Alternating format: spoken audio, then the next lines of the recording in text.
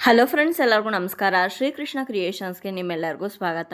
ಇವತ್ತಿನ ಈ ವಿಡಿಯೋದಲ್ಲಿ ಅಧಿಕ ಮಾಸದಲ್ಲಿ ಬಂದಿರುವಂಥ ಹುಣ್ಣಿಮೆ, ಅಧಿಕ ಜ್ಯೇಷ್ಠ ಹುಣ್ಣಿಮೆ ಈ ವರ್ಷ ಯಾವ ದಿನಾಂಕದಂದು ಬಂದಿದೆ, ಹಾಗೆ ಈ ಹುಣ್ಣಿಮೆಯ ವಿಶೇಷತೆ ಏನು, ಜೊತೆಗೆ ಹುಣ್ಣಿಮೆ ತಿಥಿ ಯಾವಾಗ ಆರಂಭವಾಗಿ ಯಾವಾಗ ಅಂತ್ಯಗೊಳ್ಳುತ್ತೆ, ಹಾಗೆ ಯಾವ ಸಮಯದಲ್ಲಿ ಪೂಜೆಯನ್ನು ಮಾಡಬೇಕು ಅನ್ನೋದನ್ನು ಕೂಡ ಸಂಪೂರ್ಣವಾಗಿ ಇವತ್ತಿನ ಈ ವಿಡಿಯೋದಲ್ಲಿ ನಿಮ್ಮೆಲ್ಲರಿಗೂ ತಿಳಿಸ್ಕೊಡ್ತೀನಿ. ಹಾಗಿದ್ರೆ ಇನ್ನು ತಡ ಬನ್ನಿ ವಿಡಿಯೋನ ಶುರು ಮಾಡೋಣ. ಈ ವರ್ಷ ಅಧಿಕ ಮಾಸ ಬಂದಿದೆ, ನಮ್ಮೆಲ್ಲರಿಗೂ ಗೊತ್ತಿರೋ ಅಂಥ ವಿಷಯನೇ. ಅದರಲ್ಲೂ ಈ ವರ್ಷ ಜ್ಯೇಷ್ಠ ಮಾಸದಲ್ಲಿ ಅಧಿಕ ಬಂದಿರೋದ್ರಿಂದ ಅಧಿಕ ಜ್ಯೇಷ್ಠ ಹುಣ್ಣಿಮೆ ಅಂತ ನಾವು ಈ ಹುಣ್ಣಿಮೆಯನ್ನು ಕರಿತೀವಿ. ಪ್ರತಿ ತಿಂಗಳು ಕೂಡ ಹುಣ್ಣಿಮೆ ಬರುತ್ತೆ, ಅದರಲ್ಲೇನು ವಿಶೇಷತೆ ಅಂತ ನೀವು ಕೇಳ್ಬೋದು. ಆದರೆ ಈ ಅಧಿಕ ಮಾಸದಲ್ಲಿ ಬರುವಂಥ ಹುಣ್ಣಿಮೆ ದಿವಸ ನೀವೇನಾದರೂ ಪೂಜೆ ಮಾಡಿದ್ರೆ ಅತ್ಯಧಿಕ ಫಲಗಳನ್ನು ಪಡಿಬೋದು ಅಂತ ಹೇಳ್ತಾರೆ. ಈ ಅಧಿಕ ಹುಣ್ಣಿಮೆಯ ದಿವಸ ವಿಶೇಷವಾಗಿ 33 ಸಂಖ್ಯೆಯಲ್ಲಿ ನೀವು ತುಪ್ಪದ ದೀಪಗಳನ್ನು ಹಚ್ಚಿದ್ರೆ ಬಹಳ ವಿಶೇಷ, ಹಾಗೆ ತುಂಬಾ ಶ್ರೇಷ್ಠ ಅಂತಲೂ ಕೂಡ ಹೇಳ್ತಾರೆ. 33 ಸಾಲು ದೀಪಗಳು ಬರುತ್ತೆ, ಅದರಲ್ಲಾದರೂ ನೀವು ತುಪ್ಪದ ದೀಪವನ್ನು ಹಚ್ಬೋದು, ಅಥವಾ ಮಣ್ಣಿನ ದೀಪಗಳನ್ನೇ ತಗೊಂಡು 33 ಸಂಖ್ಯೆಗಳಲ್ಲಿ ಹಳೇದಾದರೂ ಪರವಾಗಿಲ್ಲ ಅದನ್ನೇ ತೊಳೆದು 33 ದೀಪಗಳಿಗೆ ಅರಿಶಿನ ಕುಂಕುಮ ಇಟ್ಟು ತುಪ್ಪವನ್ನು ಹಾಕಿ ಬತ್ತಿಯನ್ನು ಹಾಕಿ ದೀಪ ಹಚ್ಚಿದ್ರೆ ವಿಶೇಷ ಅಂತ ಹೇಳ್ತಾರೆ, ತುಂಬಾ ಶ್ರೇಷ್ಠ ಅಂತಲೂ ಕೂಡ ಹೇಳ್ತಾರೆ. ಇನ್ನು ಹಾಗಾದರೆ ಈ ಅಧಿಕ ಜ್ಯೇಷ್ಠ ಹುಣ್ಣಿಮೆ ಯಾವತ್ತು ಬಂದಿದೆ ಅಂತ ಮೊದಲು ತಿಳ್ಕೊಳ್ಳೋಣ. ಅನಂತರ ಹುಣ್ಣಿಮೆ ತಿಥಿ ಯಾವಾಗ ಆರಂಭವಾಗಿ ಯಾವಾಗ ಅಂತ್ಯಗೊಳ್ಳುತ್ತೆ ಅಂತ ತಿಳಿಸ್ಕೊಡ್ತೀನಿ. ಅಧಿಕ ಜ್ಯೇಷ್ಠ ಹುಣ್ಣಿಮೆ ಈ ವರ್ಷ ಅಂದರೆ 2026ನೇ ಇಸ್ವಿಯಲ್ಲಿ ಮೇ 31ನೇ ತಾರೀಕು ಭಾನುವಾರದ ದಿವಸ ಬಂದಿದೆ. ಇನ್ನು ಇವಾಗ ಹುಣ್ಣಿಮೆ ತಿಥಿ ಯಾವಾಗ ಆರಂಭವಾಗಿ ಯಾವಾಗ ಅಂತ್ಯಗೊಳ್ಳುತ್ತೆ ಅಂತ ತಿಳ್ಕೊಳ್ಳೋಣ.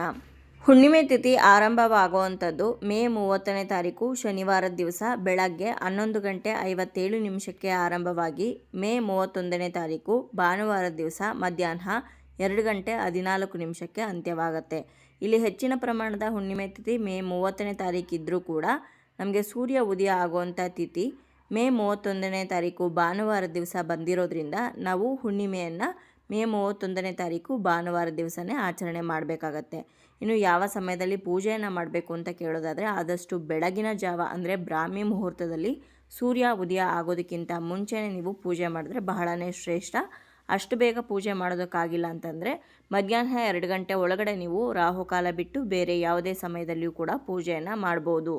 ಇನ್ನು ಅಧಿಕ ಹುಣ್ಣಿಮೆ ಆಗಿರೋದ್ರಿಂದ ಅವತ್ತಿನ ದಿವಸ ಚಂದ್ರನಿಗೆ ನೀವು ಅರ್ಘ್ಯವನ್ನು ಕೊಟ್ಟರೆ ಬಹಳನೇ ಶ್ರೇಷ್ಠ. ಹಾಗಾಗಿ ಚಂದ್ರೋದಯ ಯಾವ ಸಮಯದಲ್ಲಿ ಆಗುತ್ತೆ ಅಂತ ಕೇಳೋದಾದರೆ ಮೇ 31ನೇ ತಾರೀಕು ಭಾನುವಾರ ದಿವಸ ಸಂಜೆ 6:55 ಚಂದ್ರೋದಯ ಆಗುತ್ತೆ ಅಂತ ತಿಳಿಸಿದ್ದಾರೆ. 7:07 ಅಷ್ಟರಲ್ಲಿ ನೀವು ಎತ್ತರದ ಪ್ರದೇಶಕ್ಕೆ ಹೋಗಿ ಅಲ್ಲಿ ಚಂದ್ರನನ್ನು ದರ್ಶನ ಮಾಡಿ ಚಂದ್ರನಿಗೆ ಅರ್ಘ್ಯವನ್ನು ಕೊಡ್ಬೋದು.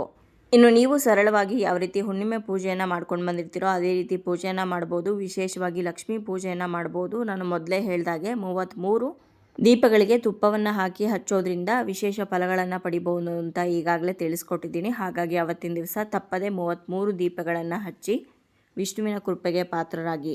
ನೋಡಿದ್ರಲ್ವಾ ಸ್ನೇಹಿತರೆ, ಇವತ್ತಿನ ಈ ವಿಡಿಯೋದಲ್ಲಿ ಅಧಿಕ ಹುಣ್ಣಿಮೆ ದಿವಸ ಅಥವಾ ಅಧಿಕ ಪೌರ್ಣಮಿ ದಿವಸ ಯಾವ ರೀತಿ ಪೂಜೆ ಮಾಡಬೇಕು, ಹಾಗೆ ಈ ಅಧಿಕ ಪೌರ್ಣಮಿ ಯಾವತ್ತು ಬಂದಿದೆ, ಯಾವ ಸಮಯದಲ್ಲಿ ಪೂಜೆ ಮಾಡಬೇಕು ಅನ್ನೋದೆಲ್ಲದನ್ನು ಕೂಡ ತಿಳಿಸ್ಕೊಟ್ಟಿದ್ದೀನಿ. ಇವತ್ತಿನ ಈ ವಿಡಿಯೋ ನಿಮ್ಮೆಲ್ಲರಿಗೂ ಇಷ್ಟ ಆಗಿದೆ, ಹಾಗೆ ಉಪಯೋಗ ಆಗಿದೆ ಅಂತ ಭಾವಿಸ್ತೀನಿ. ವಿಡಿಯೋ ಇಷ್ಟ ಆಗಿದರೆ ಲೈಕ್ ಮಾಡಿ, ಹಾಗೆ ಬೇರೆಯವ್ರಿಗೂ ಕೂಡ ಶೇರ್ ಮಾಡಿ. ನಿಮ್ಮ ಅನಿಸಿಕೆ ಅಭಿಪ್ರಾಯವನ್ನು ಖಂಡಿತವಾಗ್ಲೂ ಕಮೆಂಟ್ ಮುಖಾಂತರ ಬರೆದು ತಿಳಿಸಿ. ಮತ್ತೊಂದು ಉಪಯುಕ್ತ ಪೂಜಾ ಮಾಹಿತಿಯೊಂದಿಗೆ ನಿಮ್ಮನ್ನ ಮತ್ತೆ ಭೇಟಿ ಆಗ್ತೀನಿ. ಅಲ್ಲಿಯವರೆಗೂ ಧನ್ಯವಾದಗಳು. ಲೋಕ ಸಮಸ್ತ ಸುಖಿನೋ ಭವಂತು.